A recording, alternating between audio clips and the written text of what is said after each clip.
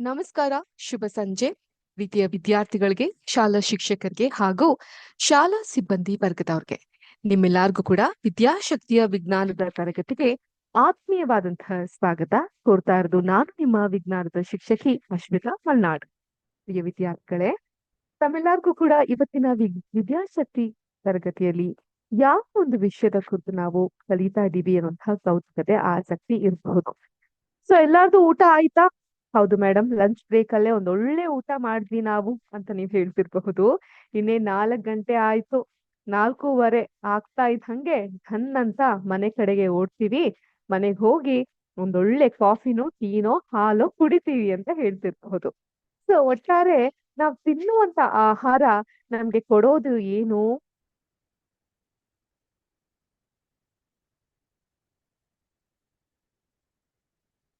ಪೋಷಣೆ ಅಲ್ವಾ? ಸೊ ಮನೆಯಲ್ಲಿ ಹೇಳ್ತಿರೋದು ಅಥವಾ ಶಾಲೆಯಲ್ಲಿ ಶಿಕ್ಷಕರು ಹೇಳ್ತಿರೋಂಥ ಮಾತುಗಳನ್ನ ನೀವ್ ಕೇಳ್ತಾ ಇರಬಹುದು.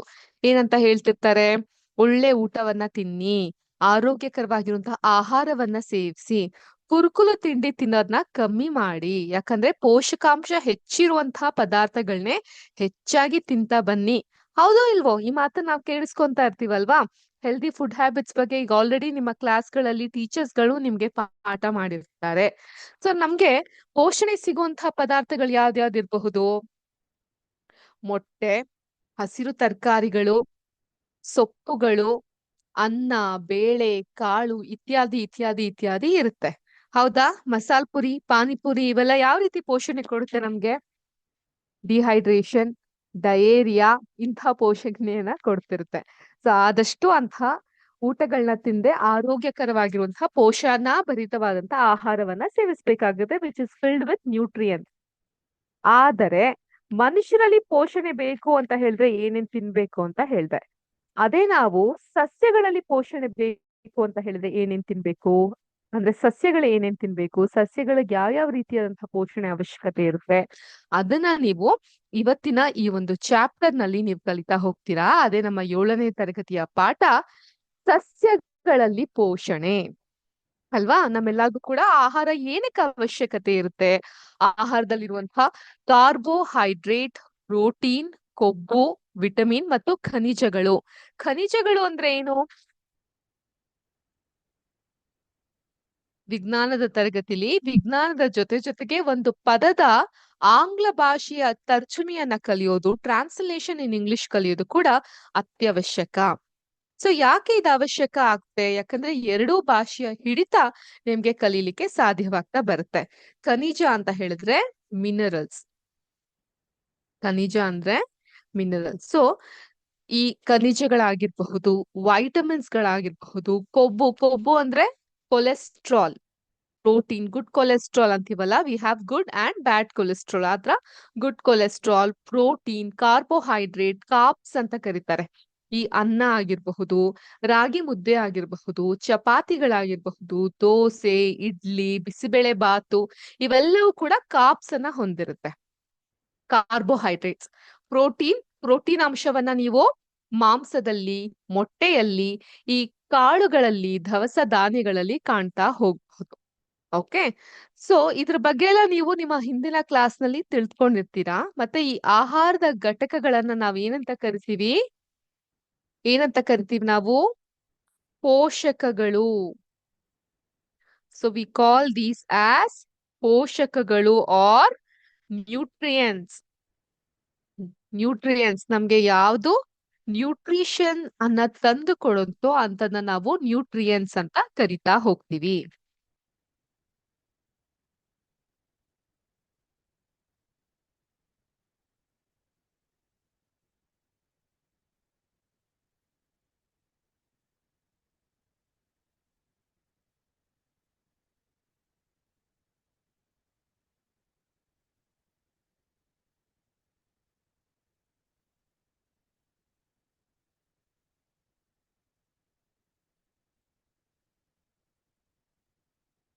ಸಸ್ಯಗಳಲ್ಲಿ ಪೋಷಣೆ ನಿಮ್ಮ ಪಾಠದ ಹೆಸರು.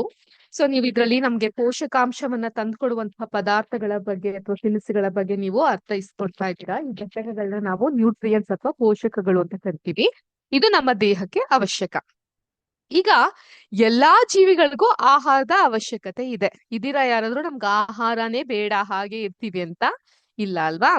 ನಿಮ್ಮೆಲ್ಲರಿಗೂ ಗೊತ್ತಿರೋ ಹಾಗೆ ನಾವು ನಮ್ಮ ಆಹಾರಕ್ಕೋಸ್ಕರ ಪ್ರಾಣಿಗಳ ಮೇಲೆ, ಸಸ್ಯಗಳ ಮೇಲೆ ಅವಲಂಬಿತವಾಗಿರ್ತೀವಿ. ಆದ್ರೆ ಸಸ್ಯಗಳು, ಗಿಡಗಳು ತಮ್ಮ ಆಹಾರವನ್ನ ತಾವೇ ತಯಾರಿಸಿಕೊಳ್ಳಬಲ್ಲವು. ಓಕೆ. ಆದ್ರಿಂದ ಈ ಒಂದು ಈ ಸಸ್ಯಗಳ ಮೇಲೆ ಮಾನವ ಪ್ರತ್ಯಕ್ಷವಾಗೋ, ಪರೋಕ್ಷವಾಗೋ ಸಸ್ಯಗಳ ಮೇಲೆ ಅವಲಂಬಿತನಾಗಿರ್ತಾನೆ. ಸೊ ಇಲ್ಲಿ ನೀರು, ಕಾರ್ಬನ್ ಡೈಆಕ್ಸೈಡ್ ಮತ್ತು ಖನಿಜಗಳನ್ನ ಉಪಯೋಗಿಸಿಕೊಂಡು ತಾವಾಗಿ ತಮ್ಮ ಆಹಾರವನ್ನ ತಯಾರಿಸಿಕೊಳ್ಳಬಲ್ಲ ಜೀವಿಗಳಂದ್ರೆ ಅದು ಸಸ್ಯಗಳು ಮಾತ್ರ. ನಿಮ್ಮ ಟೆಕ್ಸ್ಟ್ ಬುಕ್ ಏನಾದ್ರೂ ಓಪನ್ ಆಗಿದ್ರೆ ಆ ಒಂದು ಪೇಜ್ ನ ನೀಟಾಗಿ ಅಂಡರ್ಲೈನ್ ಮಾಡ್ಕೊ ಬನ್ನಿ. ಕ್ಷಮಿಸಿ, ಆ ಲೈನ್ ಅನ್ನ ಅಂಡರ್ಲೈನ್ ಮಾಡ್ಕೊ ಬನ್ನಿ. ಐ ರಿಪೀಟ್, ನೀರು, ಕಾರ್ಬನ್ ಡೈಆಕ್ಸೈಡ್ ಮತ್ತು ಖನಿಜಗಳನ್ನ ಉಪಯೋಗಿಸಿಕೊಂಡು ತಮಗಾಗಿ ಆಹಾರ ತಯಾರಿಸಿಕೊಳ್ಳಬಲ್ಲ ಏಕೈಕ ಜೀವಿ ಅಂದ್ರೆ ಅದು ಸಸ್ಯಗಳು. ಇದಕ್ಕೆ ಅಗತ್ಯವಿರುವಂತಹ ಕಚ್ಚಾ ವಸ್ತುಗಳು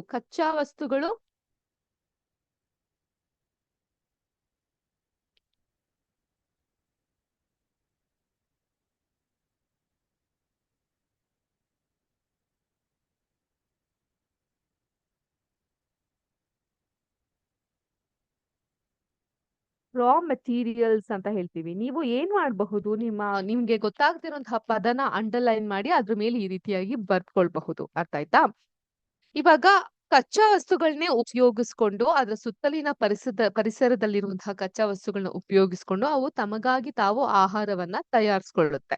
ಇನ್ನು ಪೋಷಕಗಳು ಜೀವಿಗಳ ದೇಹ ನಿರ್ಮಾಣಕ್ಕೆ, ಹಾನಿಗೊಳಗಾದಂತಹ ದೇಹದ ಭಾಗಗಳ ದುರಸ್ತಿಗೆ ಮತ್ತು ಜೈವಿಕ ಕ್ರಿಯೆಗಳಿಗೆ ಜೈವಿಕ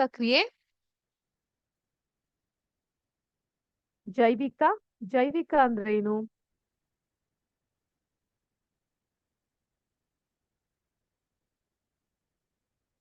ಬಯೋಲಾಜಿಕಲ್, ಜೀವಶಾಸ್ತ್ರಕ್ಕೆ ಸಂಬಂಧಪಟ್ಟಂತಹ ಅಧ್ಯಯನವನ್ನ ನಾವೇನಂತ ಕರಿತೀವಿ?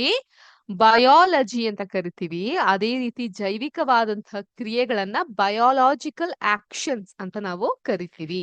Okay, you can note it down. ಆ ಪದದ ಕೆಳಗಡೆ ಅಂಡರ್ಲೈನ್ ಮಾಡಿ ಭಾಗದಲ್ಲಿ ಬರೀಬಹುದು ನೀವು ಅದ್ರ ಇಂಗ್ಲಿಷ್ ತರ್ಜುಮೆ ಏನಿದೆ ಅಂತ.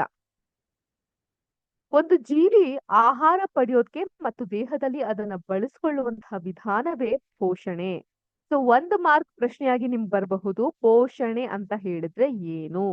ಒಂದು ಜೀವಿಯು ಆಹಾರವನ್ನ ಪಡೆದುಕೊಳ್ಳಿಕ್ಕೆ ಮತ್ತು ದೇಹದಲ್ಲಿ ಅದನ್ನ ಬಳಸ್ಕೊಳ್ಳುವಂತಹ ವಿಧಾನವನ್ನ ಪೋಷಣೆ ಅಂತ ಕರಿತೀವಿ.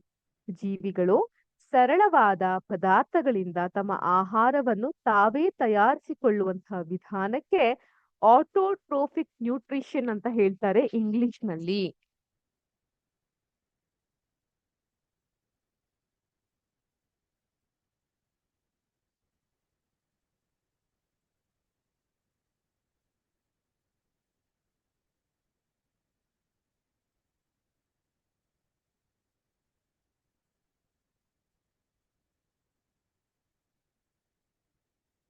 ಆಟೋಟ್ರೋಫಿಕ್ ನ್ಯೂಟ್ರಿಷನ್ ಅಂತ ಹೇಳ್ತಾರೆ. ನ್ಯೂಟ್ರಿಷನ್ ಅಂತ ಹೇಳಿದ್ರೆ ಆಗ್ಲೇ ಹೇಳ್ದಂಗೆ ಒಂದು ಜೀವಿಯು ಆಹಾರ ಪಡೆಯುವ ಮತ್ತು ದೇಹದಲ್ಲಿ ಅದನ್ನ ಬಳಸಿಕೊಳ್ಳುವಂತಹ ವಿಧಾನವನ್ನ ಪೋಷಣೆ ಅಥವಾ ನ್ಯೂಟ್ರಿಷನ್ ಅಂತ ಕರಿತೀವಿ. ಇನ್ನು ತಾವಾಗಿ ತಾವು ಆಹಾರವನ್ನ ತಯಾರಿಸಿಕೊಳ್ಳುವಂತಹ ಜೀವಿಗೆ ನಾವು ಆಟೋ ಅಂತ ಹೇಳಿದ್ರೆ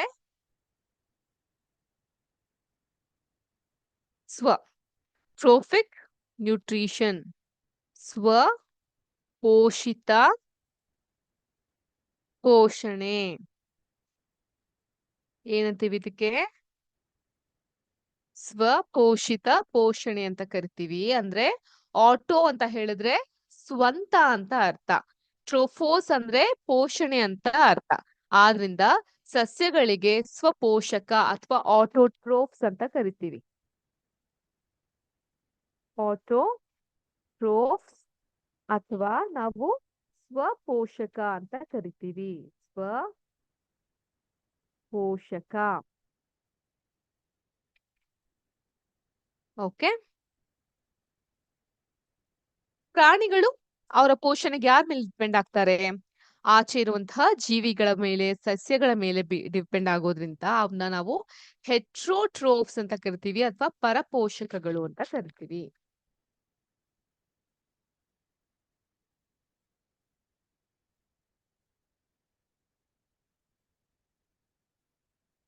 ಹೆಟಿರೋಟ್ರೋಫ್ಸ್ ಅಥವಾ ಪರ ಪೋಷಕ. ಇನ್ನೊಬ್ರ ಮೇಲೆ ಡಿಪೆಂಡ್ ಆಗಿರೋದು, ತನ್ನ ಪೋಷಣೆಗೋಸ್ಕರ ಇನ್ನೊಬ್ರ ಮೇಲೆ ಡಿಪೆಂಡ್ ಆಗಿರೋದನ್ನ ನಾವು ಪರಪೋಷಕ. ಸಸ್ಯಗಳನ್ನ ನಾವು ಏನಂತ ಕರಿತೀವಿ? ಸ್ವಪೋಷಕ. ಪ್ರಾಣಿಗಳನ್ನ ಪರಪೋಷಕ, because they depend upon green plants for their food directly or indirectly. ಏನಿದ್ರು ಡೈರೆಕ್ಟ್ಲಿ ಆರ್ ಇಂಡೈರೆಕ್ಟ್ಲಿ ಅಂದ್ರೆ, ಇಲ್ಲ ಸಸ್ಯವನ್ನೇ ನೀವು ತಿನ್ನಬಹುದು ಅಥವಾ ಸಸ್ಯವನ್ನ ತಿನ್ನುವಂತಹ ಪ್ರಾಣಿಗಳು, ಮೇಕೆ ಆಗಿರಬಹುದು ಅಥವಾ ಬೇರೆ ಪ್ರಾಣಿಗಳನ್ನ ನೀವು ತಿನ್ನಬಹುದು. ಆ ಕಾರಣಕ್ಕೋಸ್ಕರ ಸಸ್ಯಗಳಲ್ಲಿ ಆಹಾರವನ್ನ ತಯಾರಿಸುವಂತಹ ಕಾರ್ಖಾನೆಗಳು ಎಲ್ಲಿ ನೆಲೆಗೊಂಡಿದೆ ಅಂತ ನೀವು ಕೇಳಬಹುದು. ಆಹಾರವು ಸಸ್ಯದ ಎಲ್ಲಾ ಭಾಗಗಳಲ್ಲಿಯೂ ತಯಾರಿಸಲ್ಪಡುತ್ತದೆಯೇ ಅಥವಾ ಕೆಲವು ಭಾಗಗಳಲ್ಲಿ ಮಾತ್ರವೇ ಅನ್ನುವಂತಹ ಪ್ರಶ್ನೆ ಕೂಡ ಇರಬಹುದು. ಅವುಗಳನ್ನ ಸಸ್ಯಗಳು ಆಹಾರ ತಯಾರಿಸುವ ಕಾರ್ಖಾನೆಗಳಿಗೆ ಹೇಗೆ ಸಾಗಿಸುತ್ತೆ ಅನ್ನುವಂತಹ ಪ್ರಶ್ನೆ ಕೂಡ ನಿಮ್ಮಲ್ಲಿ ಇರಬಹುದು. ಅದಕ್ಕೆ ಉತ್ತರ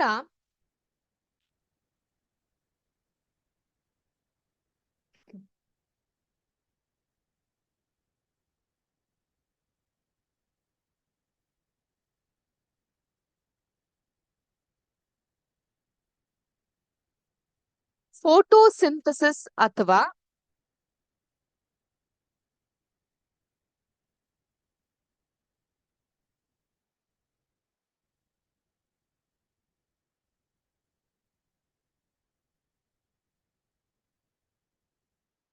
ದ್ಯುತಿಸಂಶ್ಲೇಷಣೆ.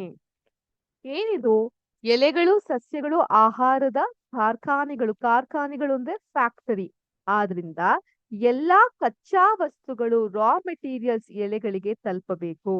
ಮಣ್ಣಿನಲ್ಲಿ ಇರುವ ನೀರು ಮತ್ತು ಖನಿಜಗಳು ಬೇರುಗಳಿಂದ ಹೀರಿಕೆಯಾಗಿ ಎಲೆಗಳಿಗೆ ಸಾಕಾಣಿಕೆಯಾಗುತ್ತದೆ. ಗಾಳಿಯಲ್ಲಿರುವಂತಹ ಕಾರ್ಬನ್ ಡೈಆಕ್ಸೈಡ್ ಎಲೆಗಳ ಮೇಲ್ಮೈನಲ್ಲಿರುವ ಸೂಕ್ಷ್ಮ ರಂಧ್ರಗಳ ಮೂಲಕ ಒಳ ಸೇರುತ್ತೆ. ಈ ರಂಧ್ರಗಳನ್ನ ನಾವು ಕಾವಲು ಕೋಶಗಳಿಂದ ಸುತ್ತುವರಿಯಲ್ಪಟ್ಟಿರುತ್ತವೆ. ಈ ರಂಧ್ರಗಳಿಗೆ ನಾವು ಸ್ಟೊಮ್ಯಾಟೋ ಅಂತೀವಿ. ಟೊಮ್ಯಾಟೊ ಅಲ್ಲ, ಸ್ಟೊಮ್ಯಾಟಾ ಅಥವಾ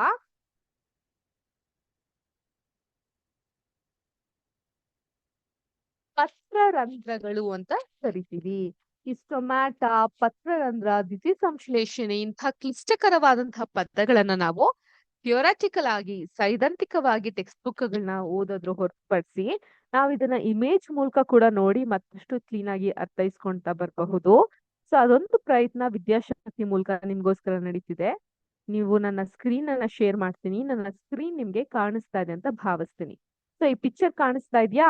ಇಲ್ಲೇ ಕೊಟ್ಟಿದ್ದಾರೆ. This is photosynthesis in a plant. ಒಂದು ಗಿಡದಲ್ಲಿ ನಡೆಯುವಂತಹ ದ್ಯುತಿ ಸಂಶ್ಲೇಷಣೆಯನ್ನ ಸಂಪೂರ್ಣವಾಗಿ ಇಲ್ಲಿ ವಿವರಿಸಲಾಗಿದೆ. ಇಲ್ಲಿ ಸೂರ್ಯನ ಬೆಳಕು ಈ ಒಂದು ಗಿಡವನ್ನ ತಲುಪ್ತಾ ಇದೆ. ನೀರು H2O ಬೇರುಗಳಿಂದ ಗಿಡವನ್ನ ತಲುಪ್ತಾ ಇದೆ. ಕಾರ್ಬನ್ ಡೈಆಕ್ಸೈಡ್ ಹೊರಗಿನಿಂದ ಬಂದು ಗಿಡವನ್ನ ತಲುಪ್ತಾ ಇದೆ. ಸೊ ಇದನ್ನೆಲ್ಲ ಪಡೆದುಕೊಂಡಂತಹ ಗಿಡ ಹೊರಗೆ ಆಕ್ಸಿಜನ್ ಅನ್ನ ನೀಡ್ತಾ ಇದೆ. ಇಲ್ಲಿ ಸಾಯಿಲ್ ಅನ್ನ ಕಾಣಬಹುದು, ಇಲ್ಲಿ ನೀರನ್ನ ಕಾಣಬಹುದು, ಇಲ್ಲೊಂದು ಫಾರ್ಮುಲಾವನ್ನ ಕಾಣಬಹುದು. 6 carbon dioxide plus 6 H2O or water is equal to C6 plus H12O6 plus 6O2. So ಏನಿರಬಹುದು? ಏನಿದು ಕ್ಲಿಷ್ಟಕರವಾದಂತಹ ಫಾರ್ಮುಲಾ ಒಂದು ಕಾಣ್ತಾ ಇದೆಯಲ್ಲ ಅಂತ ನೀವು ನೋಡ್ತಾ ಇರಬಹುದು. ಸೊ ಏನಿರಬಹುದು ಈ ಒಂದು ಫಾರ್ಮುಲಾ? ಇದು ಒಂದು ಗಿಡದಲ್ಲಿ ಅಥವಾ ಒಂದು ಸಸ್ಯದಲ್ಲಿ ನಡೆಯುವಂತಹ ದ್ಯುತಿ ಸಂಶ್ಲೇಷಣೆಯ ಒಂದು ಪ್ರೋಸೆಸ್ ಅನ್ನ ನಮ್ಗೆ ತಿಳಿಸ್ಕೊಡುತ್ತೆ. ಸೊ ಈ ಒಂದು ಪ್ರೋಸೆಸ್ ಅನ್ನ ನಾವು ಮೆಸೋಫಿಲ್ ಆಫ್ ದ ಲೀವ್ಸ್ ಅಲ್ಲಿ ನಾವು ನೋಡ್ಲಿಕ್ಕೆ ಸಾಧ್ಯವಾಗುತ್ತೆ. ಈಗ ಮೆಸೋಫಿಲ್ ಆಫ್ ದ ಲೀವ್ಸ್ ಅಂತ ಹೇಳಿದ್ರೆ ಏನು? ಮೆಸೋಫಿಲ್ ಅಂತ ಹೇಳಿದ್ರೆ ಏನು? ಮೆಸೋಫಿಲ್ ಅಂತ ಹೇಳಿದ್ರೆ ಈ ಒಂದು ಸಸ್ಯಗಳ ಎಲೆಗಳಲ್ಲಿನ ಜೀವಕೋಶಗಳ ಪದರ. ಇದು ಎಲೆಯ ಮಧ್ಯಭಾಗದಲ್ಲಿ ಇರುತ್ತೆ ಮತ್ತು ದ್ಯುತಿ ಸಂಶ್ಲೇಷಣೆಗೆ ಕಾರಣವಾಗುತ್ತೆ. ಸೊ ಇದು ಮೆಸೋಫಿಲ್ ಅದರ ಒಂದು ಪದದ ಅರ್ಥ. ಇದರಿಂದ ಕ್ಲೋರೋಪ್ಲಾಸ್ಟ್ ಅನ್ನ ನಡೆದು ಕ್ಲೋರೋಪ್ಲಾಸ್ಟ್ ತನ್ನಲ್ಲಿರುವಂತಹ ಡಿಸ್ಕ್ ಶೇಪ್ ಅಲ್ಲಿರುವಂತಹ ಥೈಲ್ಕ್ಲಾಯ್ಡ್ಸ್ ಅನ್ನುವಂತಹ ಸ್ಟ್ರಕ್ಚರ್ ಇಂದ ಪಿಗ್ಮೆಂಟೇಶನ್ ಹೊರ ಹಾಕುತ್ತೆ. ಈ ಕ್ಲೋರೋಫಿಲ್ ಅನ್ನ ಅಬ್ಸರ್ವ್ ಮಾಡಿ ಒಂದಿಷ್ಟು ಪೋರ್ಷನ್ ಆಚೆ ಕಾಣೋ ಹಾಗೆ ಅದು ತೋರುತ್ತೆ. ಸೊ ಈ ಕ್ಲೋರೋಪ್ಲಾಸ್ಟ್ ಅಂತ ಹೇಳಿದ್ರೆ ಅದನ್ನ ನಾವು ಹರಿತ ಕಣ್ಣಗಳು ಅಂತ ಸಹ ಕರಿತಾ ಹೋಗ್ತೀವಿ. ನೀವು ಅದನ್ನ ಈ ಒಂದು ಇಮೇಜ್ ನಲ್ಲಿ ಈ ಒಂದು ಚಿತ್ರದಲ್ಲಿ ಕಾಣ್ಲಿಕ್ಕೆ ಸಾಧ್ಯವಾಗ್ತಾ ಇದೆ. ಸೊ ನೋಡ್ತಾ ಇದ್ದೀರಾ ಚಿತ್ರನ ನೀವೆಲ್ಲರೂ? ಓಕೆ.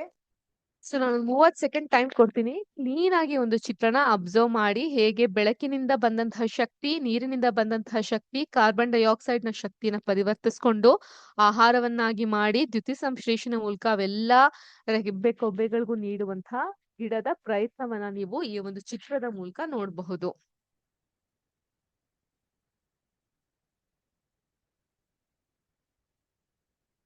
ನೋಡಿ ಮಕ್ಕಳೇ ಈ ಒಂದು ಇಮೇಜ್ ಅನ್ನ.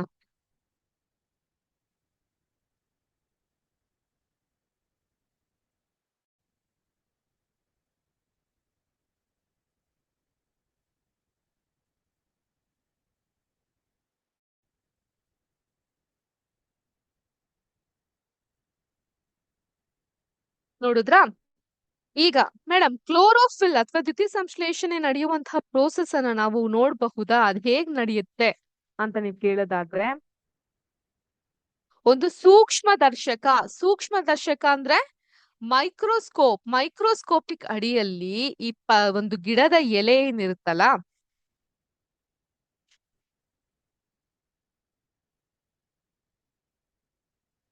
ಹೀಗಿರುತ್ತೆ ಗಿಡದ ಎಲೆ.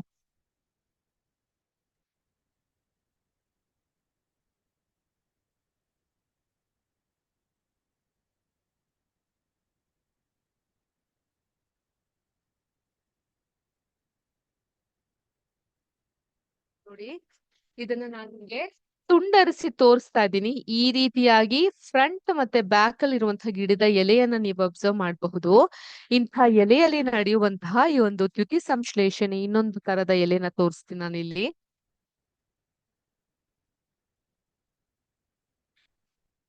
ಕಾಣ್ತಾ ಇದ್ಯಾ? ಇಂತಹ ಎಲೆಯಲ್ಲಿ ನಡೆಯುವಂತಹ ದ್ಯುತಿ ಸಂಶ್ಲೇಷಣೆಯನ್ನ ನೋಡ್ಬೇಕು ಅನ್ನೋಂತಹ ಕಾರಣಕ್ಕೆ ಮೈಕ್ರೋಸ್ಕೋಪ್ ಅಥವಾ ಸೂಕ್ಷ್ಮ ದರ್ಶಕದ ಅಡಿಯಲ್ಲಿ ಇಂತಹ ಎಲೆಗಳನ್ನ ಇಟ್ಟಾಗ ಈ ರೀತಿಯಾದಂತಹ ರಂಧ್ರಗಳನ್ನ ನೀವು ಕಾಣ್ತಾ ಹೋಗ್ಬಹುದು.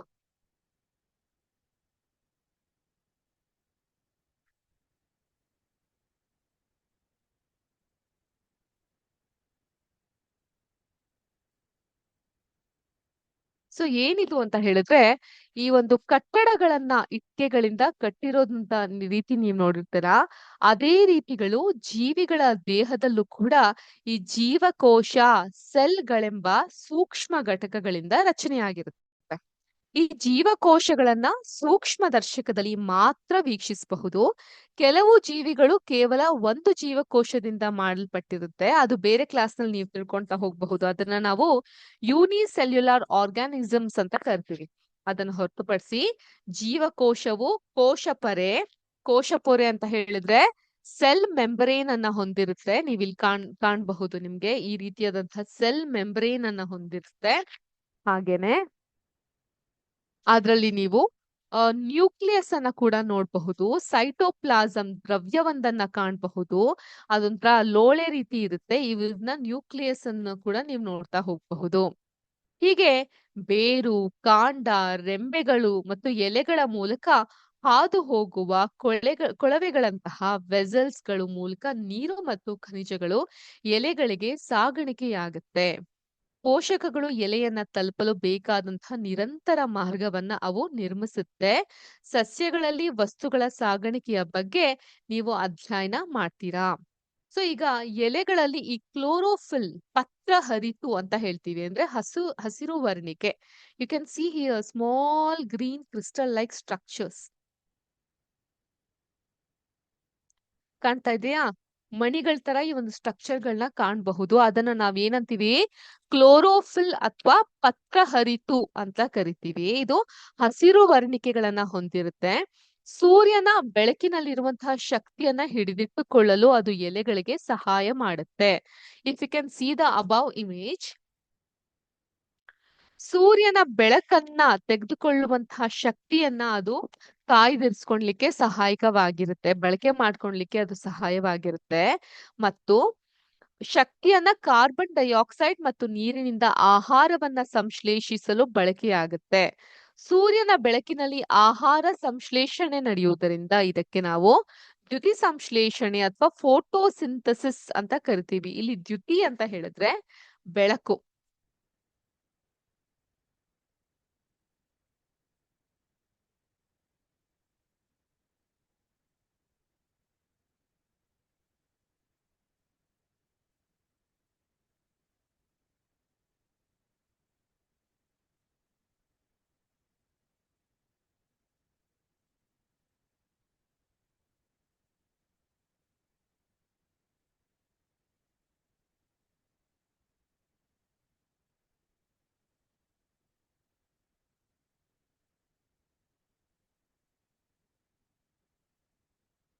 ಇಲ್ಲಿ ಇಲ್ಲಿ ದ್ಯುತಿ ಅಂತ ಹೇಳಿದ್ರೆ ಬೆಳಕು,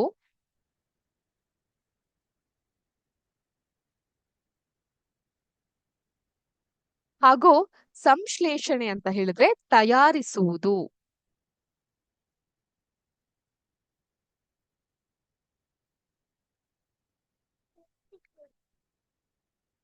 ಈ ವ್ಯತ್ಯಾಸಗಳನ್ನ ಅರ್ಥ ಮಾಡ್ಕೊಳ್ಳಿ ನೀವು. ದ್ಯುತಿ ಅಂತ ಹೇಳಿದ್ರೆ ಬೆಳಕು, ಸಂಶ್ಲೇಷಣೆ ಅಂತ ಹೇಳಿದ್ರೆ ತಯಾರಿಸುವುದು.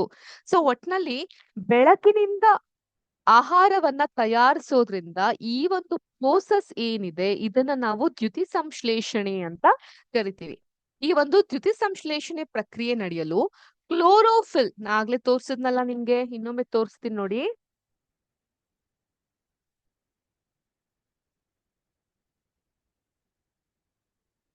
ಈ ಸೂರ್ಯನ ಬೆಳಕಿನಿಂದ ಪಡೆಯೋದ್ರಿಂದ ಈ ಕ್ಲೋರೋಫಿಲ್ ಅನ್ನೋದು ಅಥವಾ ಪತ್ರಹರಿಸು ಅಂತ ಏನ್ ಕರಿತೀವಿ, ಹಸಿರು ಸ್ಫಟಿಕ ಮಣಿಗಳಿದ್ದಂಗೆ ಇದು ಇರುತ್ತೆ. ಈ ಒಂದು ಕ್ಲೋರೋಫಿಲ್ ಸೂರ್ಯನ ಬೆಳಕು ಮತ್ತೆ ಕಾರ್ಬನ್ ಡೈಆಕ್ಸೈಡ್ ಮತ್ತು ನೀರು ಅವಶ್ಯಕ. ಅರ್ಥ ಆಯ್ತಾ? ಸನ್ಲೈಟ್, ಕಾರ್ಬನ್ ಡೈಆಕ್ಸೈಡ್ ಮತ್ತೆ ನೀರು ಅನ್ನೋದು ಇದಕ್ಕೆ ಅವಶ್ಯಕವಾಗುತ್ತೆ. ಇದು ಭೂಮಿಯ ಮೇಲಿನ ಒಂದು ವಿಶಿಷ್ಟವಾದಂತಹ ಪ್ರಕ್ರಿಯೆ. ಇಲ್ಲಿ ಎಲೆಗಳಿಂದ ಹೀರಿಕೆಯಾದಂತಹ ಸೌರಶಕ್ತಿ. ಅಗೇನ್ ನಾನು ಮೇಲೆ ನಿಮ್ಗೆ ತೋರಿಸ್ತೀನಿ, ಇಮೇಜ್ ಅನ್ನ ನೀವು ನೋಡಬಹುದು. ಎಲೆಗಳಿಂದ ಹಿಡಿದಿಟ್ಟಂತಹ ಲೈಟ್ ಎನರ್ಜಿ ಅಥವಾ ಸೂರ್ಯನ ಶಕ್ತಿ ಏನಾಗುತ್ತೆ, ಸಸ್ಯಗಳಲ್ಲಿ ಆಹಾರದ ರೂಪದಲ್ಲಿ ಅದು ಸಂಗ್ರಹಿಸಲ್ಪಡುತ್ತದೆ.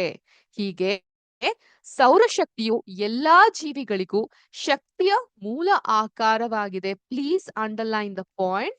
ಅದಕ್ಕೆ ನಾವು ಸೌರಶಕ್ತಿಯನ್ನ ದೈವಶಕ್ತಿ ಅಂತ ಕರಿತೀವಿ. ಯಾಕಂತ ಹೇಳಿದ್ರೆ ಈ ಒಂದು ಸೌರಶಕ್ತಿ ಏನಿದೆ ಅದು ಎಲ್ಲಾ ಜೀವಿಗಳಿಗೂ ಕೂಡ ಶಕ್ತಿಯ ಮೂಲ ಆಕಾರವಾಗಿರುತ್ತೆ. That is the main source of energy for all the living organism. ಯಾವ ಎನರ್ಜಿ? ಸೌರಶಕ್ತಿ ಅಥವಾ ಸೂರ್ಯನ ಶಕ್ತಿ ಅಥವಾ ಲೈಟ್ ಎನರ್ಜಿ. ದ್ಯುತಿ ಸಂಶ್ಲೇಷಣೆ ಇಲ್ಲದೆ ಭೂಮಿಯ ಮೇಲೆ ಜೀವಿಗಳು ಇರುವಿಕೆಯನ್ನ ನಾವು ಕಲ್ಪಿಸ್ಕೊಳ್ಲಿಕ್ಕೂ ಸಾಧ್ಯ ಇಲ್ಲ. ಸೊ ಇದು ಅಷ್ಟು ಇಂಪಾರ್ಟೆಂಟ್ ಆಗಿರುವಂತಹ ಪ್ರೋಸೆಸ್ ಆಗಿರುತ್ತೆ. ದ್ಯುತಿ ಸಂಶ್ಲೇಷಣೆ ಪ್ರಕ್ರಿಯೆ ಇಲ್ಲದೆ ಯಾವುದೇ ಆಹಾರ ದೊರೆಯೋದಿಲ್ಲ. ಸೊ ನೀವೇನ್ ಬೇಕಾದ್ರೂ ಆಹಾರವನ್ನ ತಯಾರಿಸಬಹುದು. ಸಾಬುದಾನ, ಸಬ್ಬಕ್ಕಿ ಪಾಯಸ, ಇನ್ನೇನೇನ್ ಆಹಾರ ಇರುತ್ತೆ, ವಡೆ, ಅನ್ನ, ಪಾಯಸ, ಏನ್ ಬೇಕಾದ್ರೂ ಮಾಡಬಹುದು. ಆದ್ರೆ ದ್ಯುತಿ ಸಂಶ್ಲೇಷಣೆ ಪ್ರಕ್ರಿಯೆ ಇಲ್ಲ ಅಂದ್ರೆ ನಮ್ಗೆ ಆಹಾರ ದೊರಲಿಕ್ಕೆ ಸಾಧ್ಯ ಇಲ್ಲ. ಅದಕ್ಕೋಸ್ಕರನೇ ನಾವು ಸೂರ್ಯನನ್ನ ಏನಂತ ಕರಿತೀವಿ ಮಕ್ಳೇ? ಸೂರ್ಯನ್ಗೆ ಇರುವಂತಹ ಇನ್ನೊಂದು ಹೆಸರೇನು?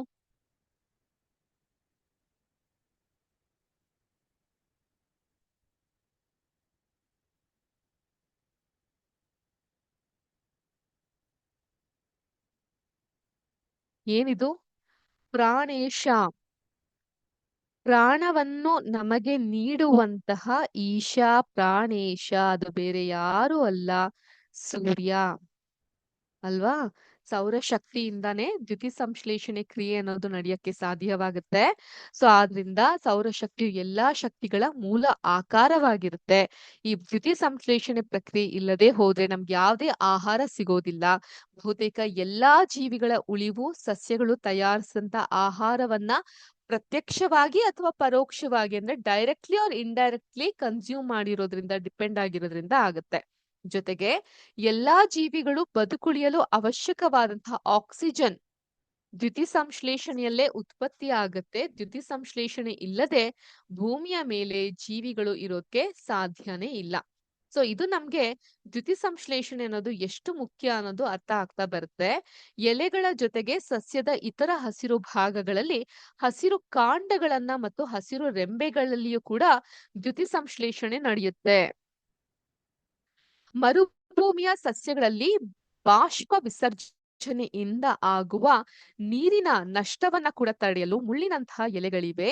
ಈ ಸಸ್ಯಗಳಲ್ಲಿಯೂ ಕೂಡ ದ್ಯುತಿ ಸಂಶ್ಲೇಷಣೆ ನಡೆಸಲು ಹಸಿರು ಕಾಂಡಗಳಿವೆ. ಸೊ ಮರುಭೂಮಿಗಳಲ್ಲಿ ಇರುವಂತಹ ಗಿಡಗಳು ಅಂತ ಹೇಳಿದ್ರೆ ಯಾವುದು? ಕ್ಯಾಕ್ಟಸ್ ಪ್ಲಾಂಟ್ ಅಲ್ವಾ?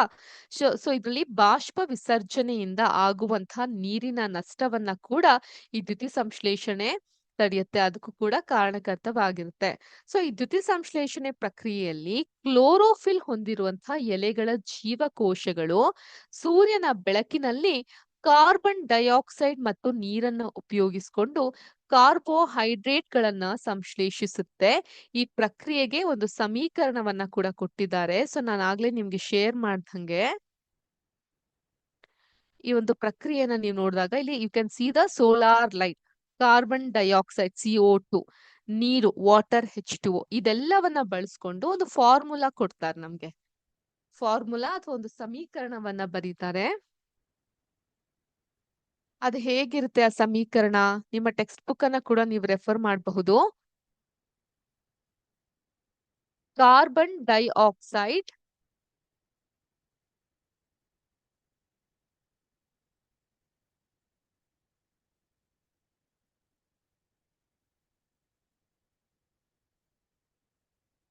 CO2 ಪ್ಲಸ್ ನೀರು H2O. ಸೊ ಇಲ್ಲಿ ನೀವು ಇದರಿಂದ ನಮ್ಗೆ ಸಿಗುವಂತದ್ದು ಏನು? Carbohydrate plus oxygen.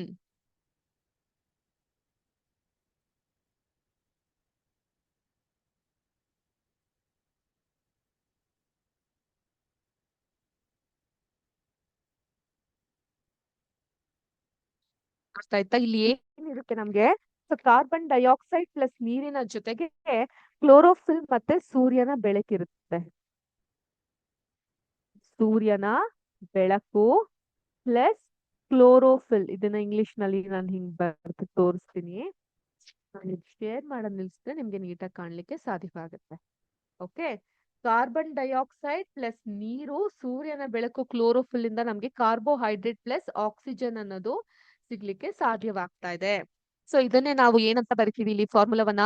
CO2 plus H2O, 6CO2 plus 6H2O.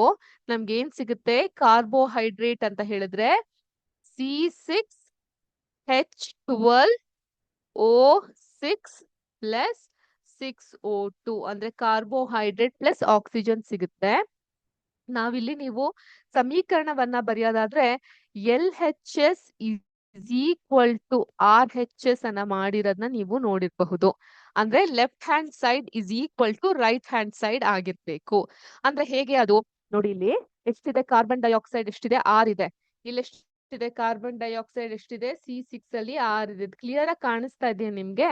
ಅಥವಾ ಇನ್ನೊಂದ್ಸಲ ಬರ್ದು ತೋರ್ಸ್ಲಾ ನಾನು?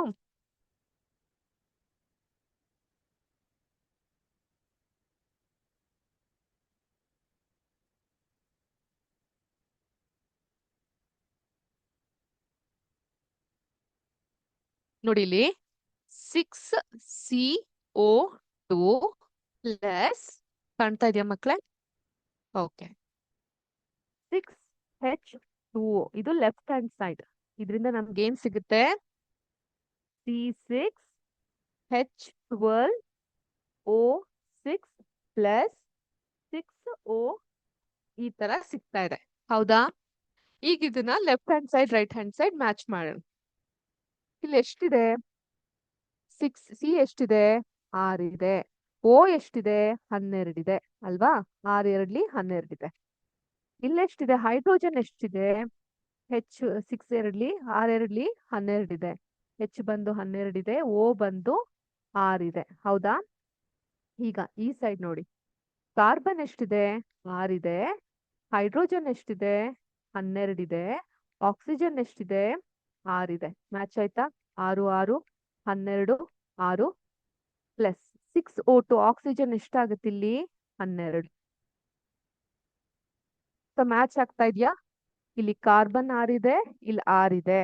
ಇಲ್ಲಿ ಆಕ್ಸಿಜನ್ 12 ಇದೆ, ಇಲ್ಲಿ ಆಕ್ಸಿಜನ್ 12 ಇದೆ. ಸೊ ಇದು ಇದು ಇದು ಇದು ಹೈಡ್ರೋಜನ್ ಎಷ್ಟಿದೆ? 12 ಇದೆ. ಇದು ಆಕ್ಸಿಜನ್ ಎಷ್ಟಿದೆ? 6 ಇದೆ, 6. ಸೊ ಇದನ್ನೇ ನಾವೇನಂತ ಕರಿತೀವಿ? Left hand side is equal to right hand side. So ನಿಮ್ಗೆ 10ನೇ ಕ್ಲಾಸಿಗೆ ಬಂದ್ರೆ ಇದ್ರ ಬೇಕಾದಷ್ಟು ಸಮೀಕರಣಗಳನ್ನ ಮ್ಯಾಚ್ ಮಾಡ್ಲಿಕ್ಕೆ ಇರುತ್ತೆ. ಅರ್ಥ ಆಯ್ತಾ? ಸೊ ಇವಾಗ್ಲಿಂದಾನೇ ನೀವು ಅಭ್ಯಾಸ ಮಾಡ್ಕೊಳ್ಳಿ. ಯಾವಾಗ್ಲೂ ಎಡಭಾಗ ಕಡೆ ಇರುವಂತಹ ಈಕ್ವೇಶನ್ ಬಲಭಾಗಕ್ಕೆ ಮ್ಯಾಚ್ ಆಗ್ಬೇಕು, ಈಕ್ವಲ್ ಆಗ್ಬೇಕು. ಸೊ ನಾವು ಮುಂದಿನ ಕ್ಲಾಸ್ ನಲ್ಲಿ ಇದ್ರ ಬಗ್ಗೆ ಮತ್ತಷ್ಟು ಮಾತಾಡ್ತಾ ಹೋಗೋಣ. ಇವತ್ತಿನ ಕ್ಲಾಸ್ ನಿಮ್ಗೆ ಆಸಕ್ತಿದಾಯಕವಾಗಿತ್ತು, ಹಾಗೆ ಕಲೀಲಿಕ್ಕೂ ಕೂಡ ಸಾಧ್ಯವಾಯ್ತು ಅಂತ ಭಾವಿಸ್ತಾ ಇಲ್ಲಿಗೆ ಇವತ್ತಿನ ಕ್ಲಾಸ್ ನ ಮುಗಿಸ್ತಾ ಇದ್ದೀನಿ. ನಿಮ್ಮ ಅನಿಸಿಕೆ ಅಭಿಪ್ರಾಯಗಳನ್ನ ಕಾಮೆಂಟ್ ಬಾಕ್ಸ್ ನಲ್ಲಿ ತಿಳಿಸಬಹುದು. ಎಲ್ಲರಿಗೂ ಶುಭ ದಿನ. ಜೈ ಹಿಂದ್, ಜೈ ಕರ್ನಾಟಕ ಮಾತೆ, ಜೈ ವಿದ್ಯಾಶಕ್ತಿ. ನಮಸ್ಕಾರ.